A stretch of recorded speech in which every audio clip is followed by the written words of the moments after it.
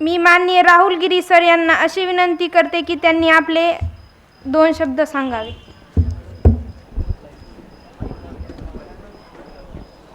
Hello. आज हा एकंदरीत क्लासेसचं जरी हे वातावरण असलं तरी विद्यादानाच्या दृष्टिकोनातून, शिक्षणाच्या दृष्टिकोनातून भारावून टाकणारा हा पुणेकर सर, झेंडेकर सर आणि त्यांच्या सर्व सहकाऱ्यांच्या माध्यमातून निर्माण झालेला परिसर आहे. गेवराई शहरात या शैक्षणिक विविधतेनं नटलेल्या या परिसरात आज पाथफाइंडर करिअर अकॅडमीच्या माध्यमातून आयोजित या उद्घाटन समारंभाच्या निमित्तानं मुख्य व्यासपीठावरती उपस्थित असलेल्या या कार्यक्रमाचे अध्यक्ष, मुख्य उद्घाटक, चिंतेश्वर संस्थानचे हरिभक्तपरायण बाबा, या कार्यक्रमाचे मुख्य आदरणीय माझे गुरु सचिनजी पुणेकर सर, झेंडेकर सर, मुख्य अतिथी एक अतिशय उत्तम प्रशासकीय अधिकारी संदीपजी काळे सर, मंचावरती उपस्थित असलेले आदरणीय Gade sir, Yewale sir, Krishna sir, त्यांचे सर्व सहकारी आहेत. या कार्यक्रमाच्या संयोजनात, आयोजनात महत्त्वाची भूमिका बजावणारे सन्माननीय खेत्रे सर आहेत, जाधव सर आहेत, गाडे सर आहेत, आमचे आदरणीय गोकुळ गिरी सर आहेत. सर्वांचाच नामोल्लेख मी करत नाही. हा सगळा एकंदरीत प्राईम लातूर पॅटर्न आणि आता पाथफाइंडर परिवार आणि समोर उपस्थित असलेले आपण सर्वच माझे विद्यार्थी मित्र आणि मैत्रिणी. सन्माननीय खेत्रे सरांनी पाथफाइंडरचं उद्घाटन, हे अकॅडमी या परिसरात गेवराई शहरात आम्ही निर्माण करतोय आणि हे करत असताना या परिसरातल्या सर्वसामान्य गोरगरीब कष्टाळू विद्यार्थ्यांच्या स्वप्नाला गवसणी घालण्याचं महत् भाग्य आम्हाला प्राप्त व्हावं, या पद्धतीचा शब्द त्यांनी या ठिकाणी उच्चारला. काळे सर, आज पाथफाइंडर अकॅडमीचं उद्घाटन या ठिकाणी संपन्न होत आहे. खेत्रे सर यांनी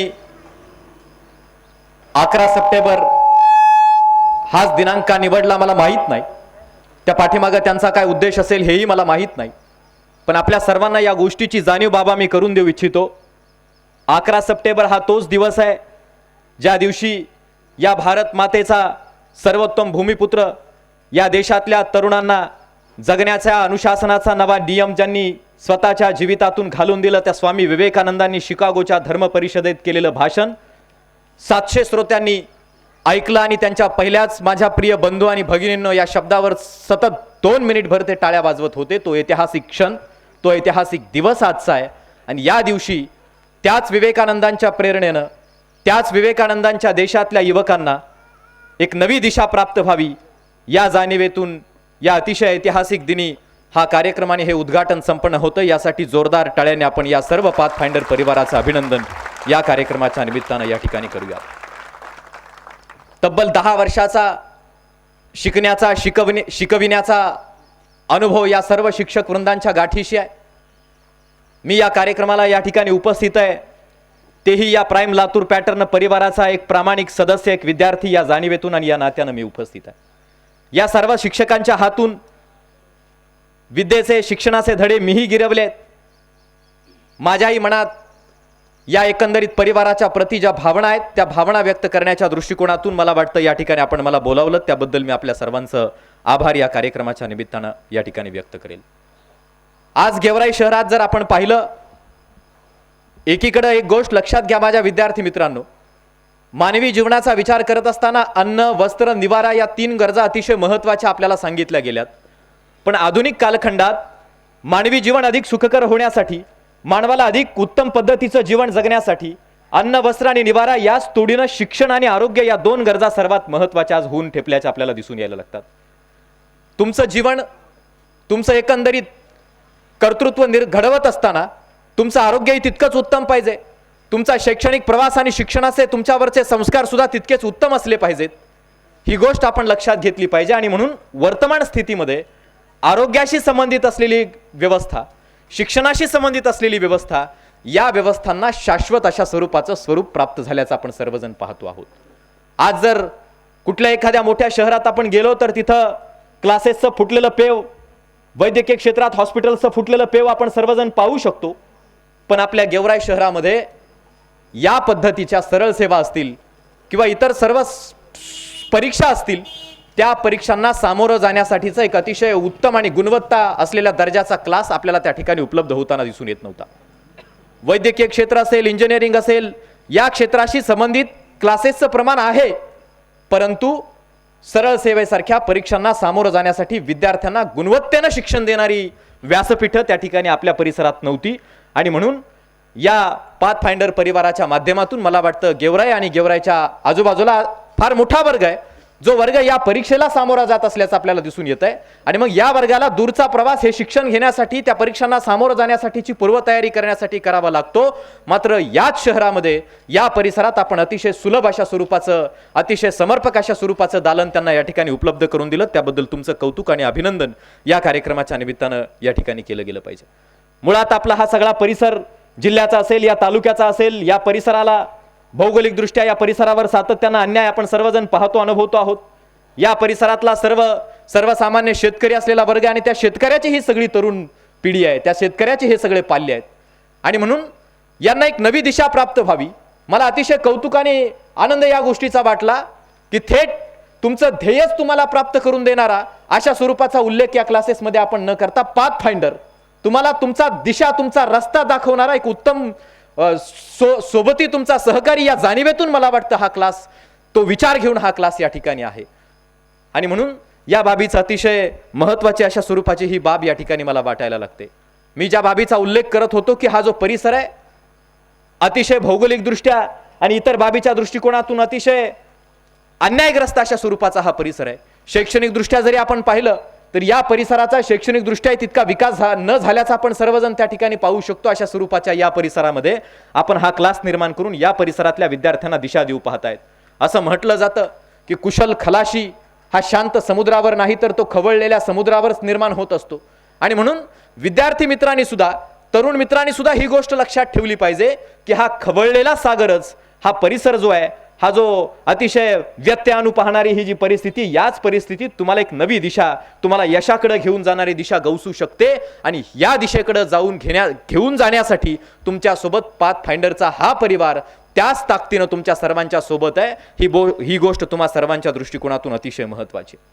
आज जर वर्तमान स्थितीत आपण पाहिलं तर या देशामध्ये तरुणांचं प्रमाण सर्वाधिक आहे, पण त्याच तुलनेत बेरोजगारीचं प्रमाण सुद्धा आपल्याला सर्वाधिक असल्याचं दिसून यायला लागतं. सर्वजण नोकरीच्या पाठीमागे धावत असल्याचे दिसून यायला लागत आहेत. आर्थिकदृष्ट्या सक्षम असलेला वर्ग व्यावसायिकदृष्ट्या उज्ज्वलता प्राप्त करतोय, पण सर्वसामान्य शेतकरी, गोरगरिबांची ही सगळी मुलं आज कुठल्या तरी एका विवचनेत असल्याची खेत्रे सर आपल्याला दिसून यायला लागतात. त्यांच्या डोक्यात एक कोडा असल्याचं आपल्या सगळ्यांना त्यांच्या चेहऱ्यावरती दिसून यायला लागतं. त्या प्रश्नाचं उत्तर मात्र त्यांना सापडत नसल्याचं दिसून यायला लागतं. आणि मग शिक्षणाच्या प्रवाहामध्ये आपण सर्वजण गुरफटत असतो, उच्च शिक्षण आपण सर्वजण घेत असतो, शिक्षणासाठी वाटेल ते करण्याचा प्रयत्न आपण सर्वजण करत असतो, परंतु तेच शिक्षण, आपली तीच शिक्षण व्यवस्था आपल्याला आपल्या ध्येयापर्यंत, आपल्या मनशांतीपर्यंत मला वाटतं घेऊन न जाताना आज दिसून यायला लागते. अरुण निगवेकरांनी एक पुस्तक लिहिलंय, उच्च शिक्षण समस्या आणि प्रवाह. त्यात ते असं म्हणतात की एखाद्या राष्ट्राचा विकास हा आजच्या काळात त्या राष्ट्रामध्ये उपलब्ध असलेल्या कुशल मनुष्यबळाच्या संख्येवरती मोजणं सगळ्यात जास्त गरजेचं आहे. आपण जर अमेरिकेसारखी, चीनसारखी, जपानसारखी महासत्ता होऊ पाहणारी राष्ट्र जर पाहिली तर या राष्ट्रामध्ये तरुणांचं प्रमाण अतिशय कमी आहे, वृद्धांचं प्रमाण अतिशय जास्त आहे, पण मनानं तरुण असलेली लोक मला त्या देशामध्ये जास्त दिसून यायला लागतात. आपल्याकडं तरुण ही संख्या जगाच्या पाठीवरती मोठ्या प्रमाणात ठेवणारा आपला देश आहे, पण तरी सुद्धा कुशलता आपल्या देशामध्ये कमी असल्याचे आपल्याला दिसून यायला लागते आहे. आपण शिकतो, शिक्षणाच्या प्रवाहामध्ये आहोत, पदव्यांचे कागद आपल्याला प्राप्त होत आहेत, पण कौशल्य आपल्याला प्राप्त होत आहेत का, हा प्रश्न तुम्हा सर्व तरुण मित्रांना मला या ठिकाणी विचारायचा आहे. आणि म्हणून माझी विनंती असेल, आणि मला खात्री आहे या पाथफाइंडर करिअर अकॅडमीच्या माध्यमातून विद्यार्थ्यांना केवळ एक कोर्स त्यांचा पूर्ण होतोय अशा स्वरूपाचं नाही, तर त्या परीक्षेला सामोरं जाण्यासाठी आवश्यक असणारं कौशल्य या दालनाच्या माध्यमातून इथल्या विद्यार्थ्यांमध्ये रुजवलं जाईल, याची खात्री मला या कार्यक्रमाच्या निमित्तानं तुम्हा सर्वांसमोर व्यक्त करावीशी वाटते. गफलत काय होते, लातूर असेल, लातूर आज क्लासेसच्या माध्यमातून जिथं मोठं पेव फुटल्याचं दिसतंय, हा सगळा एकंदरीत परिसर असेल, आपण जर पाहिलं सर, क्लासेसचं प्रमाण खूप आहेत, मोठ्या प्रमाणात क्लासेस आपल्याला दिसून यायला लागत आहेत, परंतु मी नेहमी सांगत असतो की विद्यार्थ्यांना देत असताना ज्ञान आणि माहिती या दोन गोष्टींमध्ये गफलत होताना दिसून येते. विद्यार्थ्यांकडे माहिती खूप आहे, माहितीचा साठा त्यांच्याकडे सेव्ह केला जातो, त्यांच्या बुद्धीच्या मेमरीमध्ये त्या ठिकाणी सेव्ह केला जातो, फिट केला जातो, परंतु ज्ञानाच्या पातळीवरती ते विद्यार्थी टिकत नसल्याचे आपल्याला दिसून यायला लागतात. बेसिक कन्सेप्ट त्यांच्या क्लिअर होत नसल्याचे आपल्याला त्या ठिकाणी प्रामुख्याने दिसून यायला लागतात. परंतु मी या परिवाराचा एक प्रामाणिक सदस्य ज्या बाबीचा उल्लेख केला, मी खेत्रे सरांकडूनही शिकलोय, पुणेकर सरांकडूनही शिकलोय, या एकंदरीत परिसरातून मी गेलोय.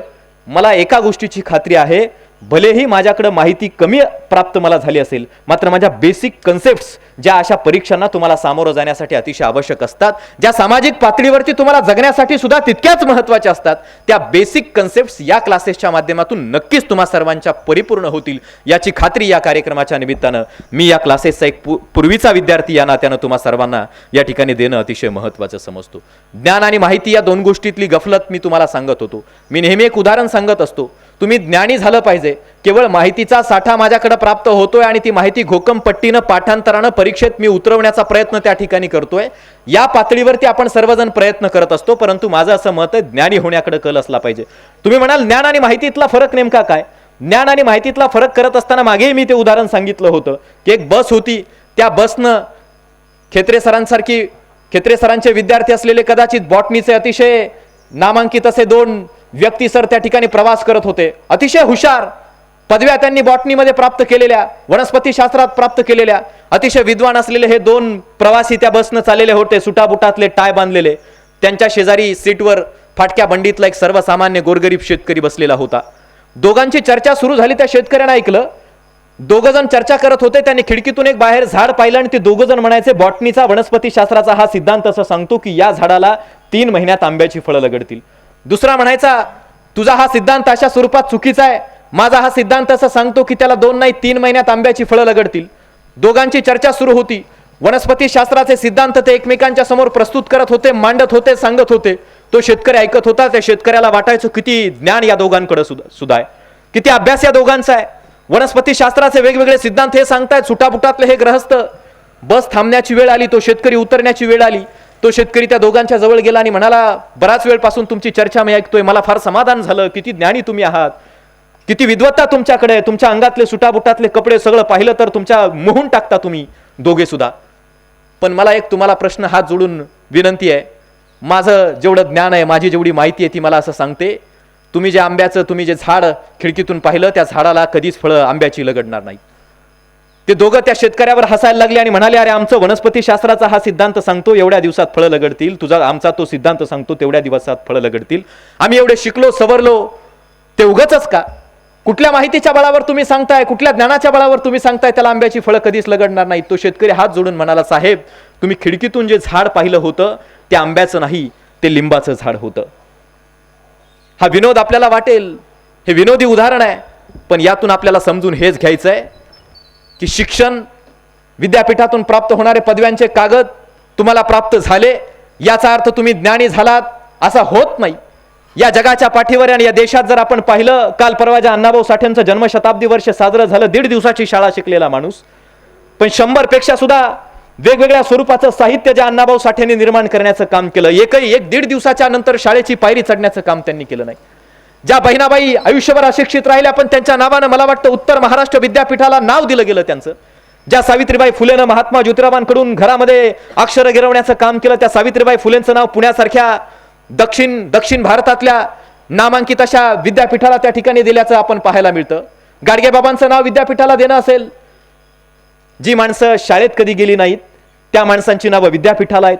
जी माणसं तुमच्या माझ्यासारख्या पदव्या त्यांनी कधी प्राप्त केल्या नाहीत त्या माणसांनी लिहिलेली त्या माणसांच्या काही रचना तुम्हाला मला शिकवण्यासाठी आज आहेत. मी ज्या परीक्षांना सामोरं जातो त्या परीक्षांमध्ये सातत्यानं त्या माणसांची नावं येतात. आणि म्हणून तुम्हाला मला हेच सांगायचं आहे की तुम्ही ज्ञानी होण्याच्या दिशेनं आपला कल त्या ठिकाणी असणं सगळ्यात जास्त गरजेचं आहे. मी नेहमी सांगत असतो, ज्याला प्रश्न पडतात तो स्वतःला जास्त एक्सप्लोर करू शकतो. या क्लासेसच्या माध्यमातून खेत्रे सर तुम्हाला माझा प्रामाणिक विनंती हीच असेल, विद्यार्थ्यांना अधिकाधिक एक्सप्लोर कसं करता येईल स्वतःला, या दृष्टिकोनातून जेव्हा एखादा क्लासेस प्रयत्न करत असतो त्यावेळी विद्यार्थ्याच्या आत उर्मी निर्माण होत असते.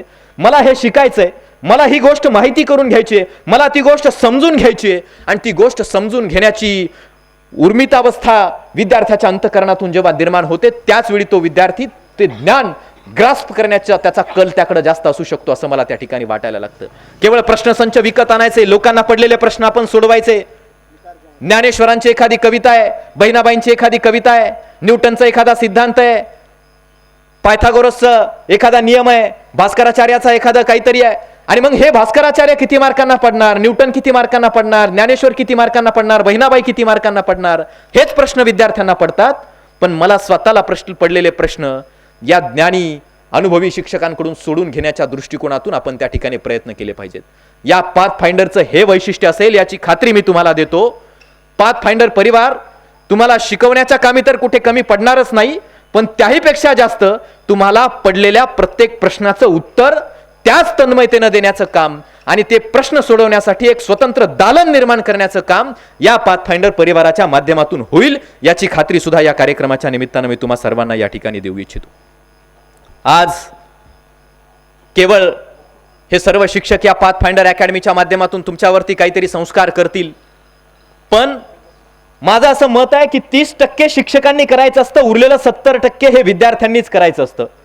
तुमच्या आतून ती इच्छा, सुप्त अवस्था तुमची ती निर्माण होणं सगळ्यात जास्त गरजेचं आहे. कष्ट, मेहनत, संघर्ष या सगळ्या बाबी तुमच्या मनामध्ये आज रुजणं सगळ्यात जास्त गरजेचं आहे.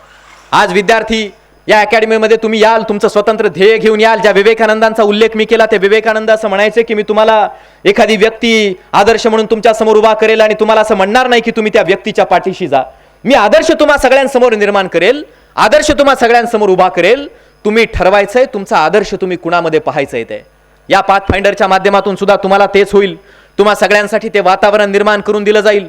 तुमचं ध्येय, तुमचा आदर्श, तुमचं उद्याचं भविष्य काय आहे याची दिशा तुम्हाला गवसणं सगळ्यात पहिल्यांदा सुरुवातीला आवश्यक आहे. या परिवाराची, या दालनाची पहिली पायरी चढत असताना पहिल्यांदा तुमच्या बुद्धीत तुम्हाला नेमकं कुठं जायचंय हे लक्षात आलं पाहिजे, आणि त्या रस्त्यानं त्या ध्येयापर्यंत घेऊन जाण्यासाठी पाथफाइंडर तुमच्या हाताला धरून तिथपर्यंत पोहोचवण्यासाठी तुम्हाला सहकार्य करेल असं मला वाटतं. जर अंधार असेल, अंधारात चाच पडत त्या रस्त्यानं तुम्ही चालत असाल तर मला वाटतं हाच पाथफाइंडर परिवार हातामध्ये कंदील घेऊन त्या कंदिलाच्या उजेडात तुम्हाला त्या प्रकाशात तिथपर्यंत घेऊन जाण्याचं काम करेल. या पद्धतीचं सुलभीकरण, या पद्धतीची पूरक सोय मला वाटतं या पाथफाइंडर परिवाराच्या माध्यमातून तुमच्या सगळ्यांसाठी होईल. पण तुमचं ध्येय तुम्हाला जिथपर्यंत पोहोचायचंय ते तुमच्यासाठी सगळ्यांसमोर त्या ठिकाणी निश्चित असलं पाहिजे. आपण सर्वजण सर्वसामान्य गोरगरीब कष्टकऱ्यांची मुलं आहोत.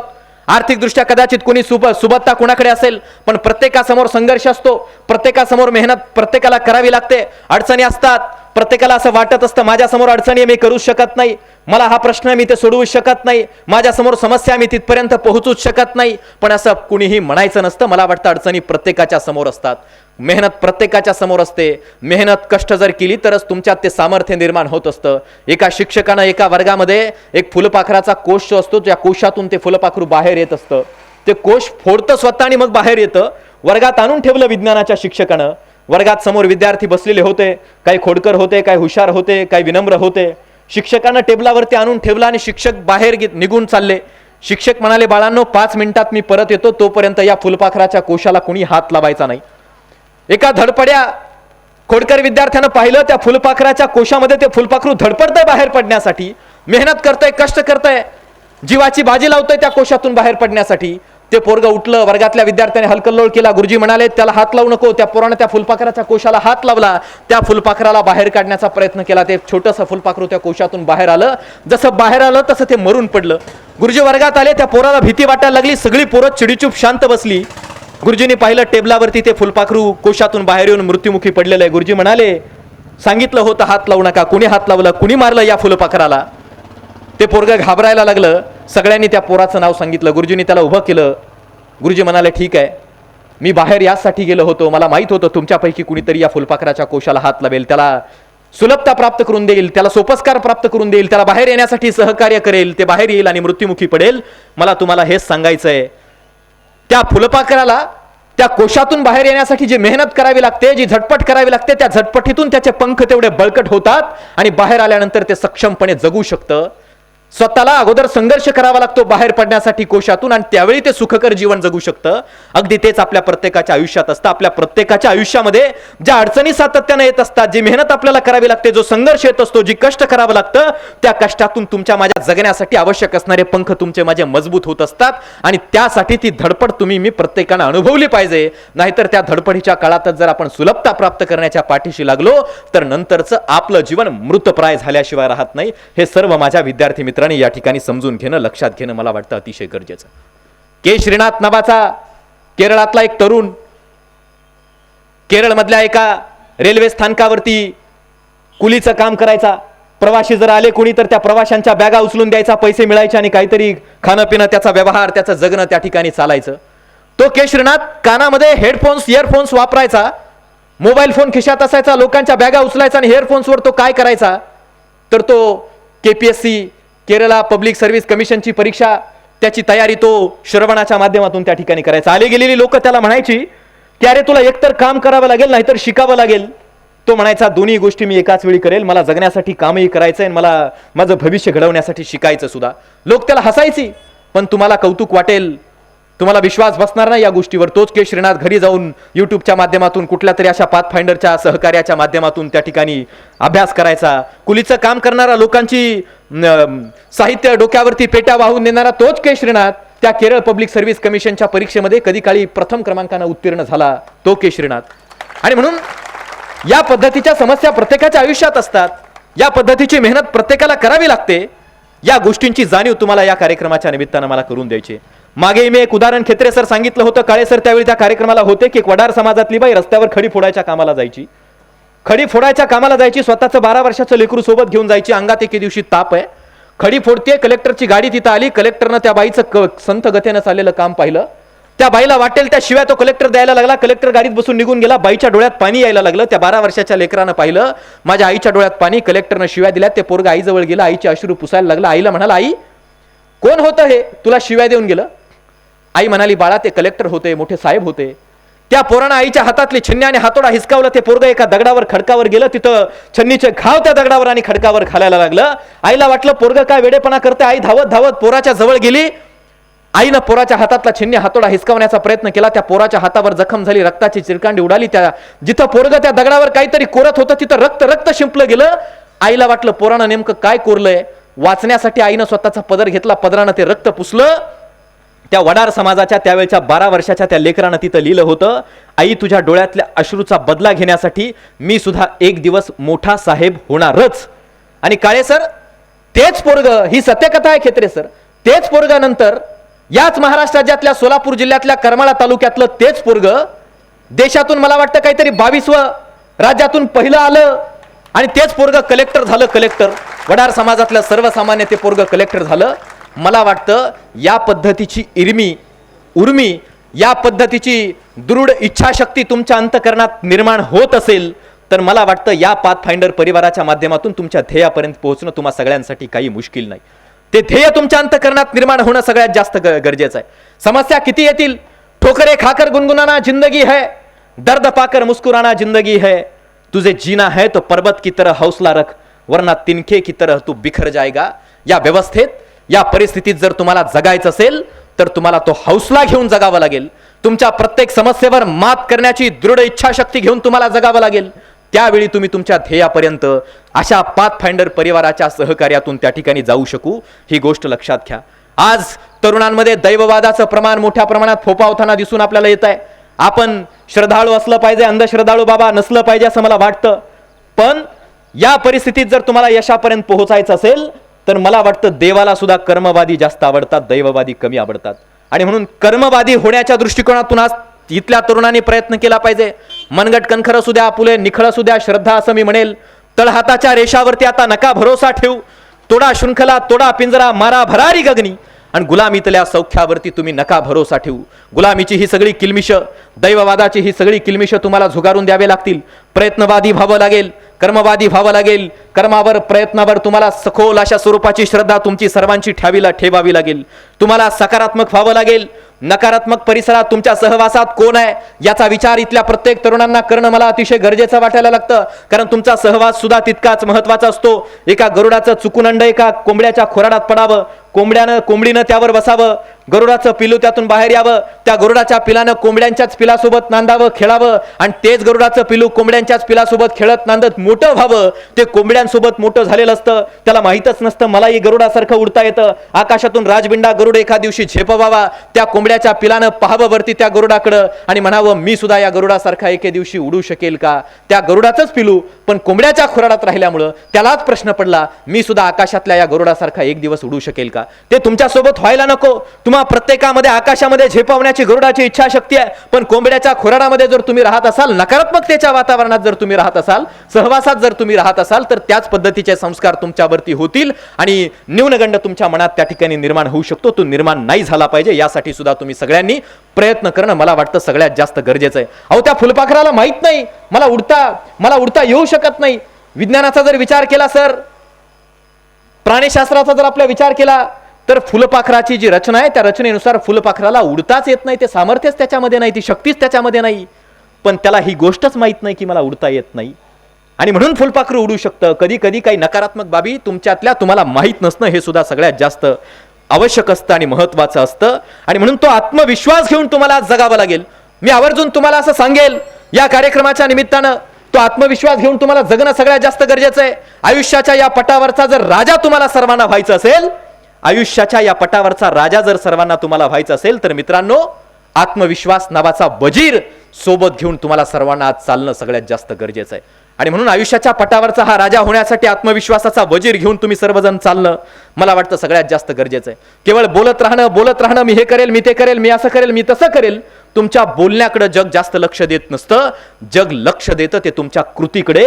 आणि म्हणून तुम्ही बोलण्यापेक्षा कृतीकडे, करण्याकडे सगळ्यात जास्त कल तुम्हा सगळ्यांचा असला पाहिजे. या पद्धतीची इच्छा सुद्धा या कार्यक्रमाच्या निमित्तानं तुम्हा सर्वांना व्यक्त करतो. मान अपमान, अडचणी, समस्या या गोष्टींवर आपण मगाशीपासून मी तुमच्याशी संवाद साधतोय. या गोष्टी प्रत्येकाच्या आयुष्यात असतात. अब्राहम लिंकनचे वडील चांभार होते सर. अब्राहम लिंकन कितीतरी वेळा लोकसभेच्या त्यांच्या निवडणुका एकदा, दोनदा, तीनदा, चारदा, पाचदा, सहादा, सातदा सातत्यानं पराभूत होत राहिले, पण शेवटी ते त्या देशाच्या विधिमंडळात सर्वोच्च स्थानी पोहोचलेच. राष्ट्राध्यक्ष झाले अब्राहम लिंकन.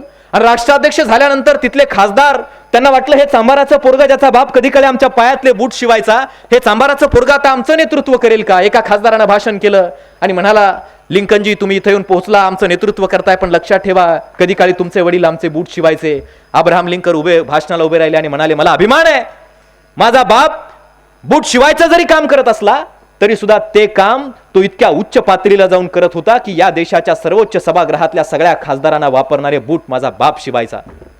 ही वृत्ती, ही दिशा, ही नजर तुम्हा सगळ्यांना आज प्राप्त होणं मला या कार्यक्रमाच्या निमित्तानं तुम्हा सगळ्यांना सांगणं गरजेचं आहे. निंदा तुमची होत असते. निंदती जरी हे लोक तरी विसरतयाचे बोलणे या जगाची रीत आहे. निंदने मग वंदने. निंदिती हे लोक जरी विसरतयाचे बोलणे या जगाची रीत आहे. निंदने मग वंदने. तुमची निंदा होत असते. तुम्ही जर त्याकडे दुर्लक्ष करत राहिला, सातत्यानं अशा पाथ फाइंडरचं मार्गदर्शन घेत जर तुम्ही सातत्यानं पुढे जात राहिलात, तर हे जग एकेकाळी नंतर तुम्हाला वंदन सुद्धा केल्या वाचून राहत नाही. त्या दृष्टिकोनातून तुम्ही विद्यार्थी मित्रांनो लक्षात घ्या.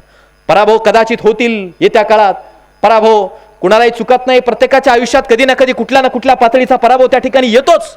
पण एक पराभव, एक छोटीशी आपली हार, याचा अर्थ आपलं सगळं जीवन संपलं असं कधीच नसतं. हा विश्वास सुद्धा या अकॅडमीच्या माध्यमातून सर या विद्यार्थ्यांमध्ये रुजणं गरजेचं आहे. फेलची यांची व्याख्या आपण बदलून टाकली पाहिजे. पराभव, फेल म्हणजे नेमकं काय असतं. एकदा तुम्ही हरले, एकदा पराभूत झाले, ही तुमची पराभवाची जी व्याख्या आहे ती व्याख्या आता बदलणं गरजेचं आहे. पाथ फाइंडरनं आता नवी व्याख्या फेलची तुम्हा सगळ्यांसमोर रचणं गरजेचं आहे. फेल याचा अर्थ FAIL. मला वाटतं पाथ फाइंडर याचं ब्रॉड स्वरूपात याला असं म्हणेल, F for first, A for attempt, I for in आणि L फॉर लर्निंग.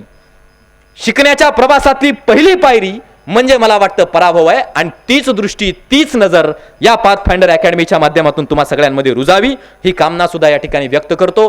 ही सगळी शिक्षक मंडळी अतिशय गुणी आहेत, विद्वता प्रचूर आहेत, अनुभवी आहेत, या सगळ्यांचं सहकार्य तुम्ही घ्या.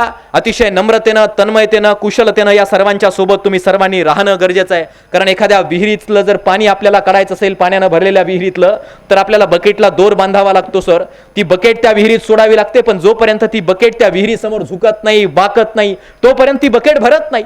तसं ज्ञानानं तुमचं मस्तक, ज्ञानानं आपली बुद्धी जर परिपूर्ण करायची असेल, तर या ज्ञान विहिरीतून जर तुम्हाला तुमच्या बकेट रूपी बुद्धीत पाणी काढायचं असेल, तर तुम्हाला लीन होणं, विनम्रतेनं, विनयशीलतेनं ते प्राप्त करण्याच्या दृष्टिकोनातून प्रयत्न करणं सुद्धा सगळ्यात जास्त गरजेचं आहे. ते तुम्ही सर्वजण कराल ही कामना सुद्धा या ठिकाणी व्यक्त करतो. आज तरुणांना हे सगळं शिक्षण देत असताना, त्यांच्या ध्येयापर्यंत पोहोचवत असताना महत्त्वाच्या काही छोट्या अडचणी आपल्याला मध्ये दिसून यायला लागतात. सोशल मीडियासारखा प्रश्न तरुणांच्या मनात मोठ्या प्रमाणात रुंजी घालताना दिसून येतोय. एकीकडं चुली शेजारी भाकरी भाजताना मी नेहमी म्हणत असतो की चुली शेजारी भाकरी भाजताना आईच्या हाताला जर चटका बसला तर आईच्या डोळ्यात टचकन पाणी येतं, पण शेजारी बसलेल्या बघणाऱ्या पोराला काहीच वाटत नाही.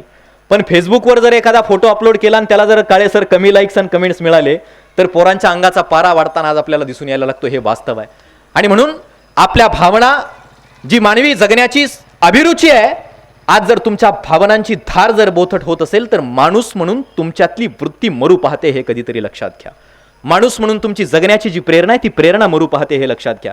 तुमच्या ओठावरचं बोलणं आज बोटावरती आलं आणि बोटाच्या एका क्लिकनं भावना व्यक्त तुम्ही करू पाहताय.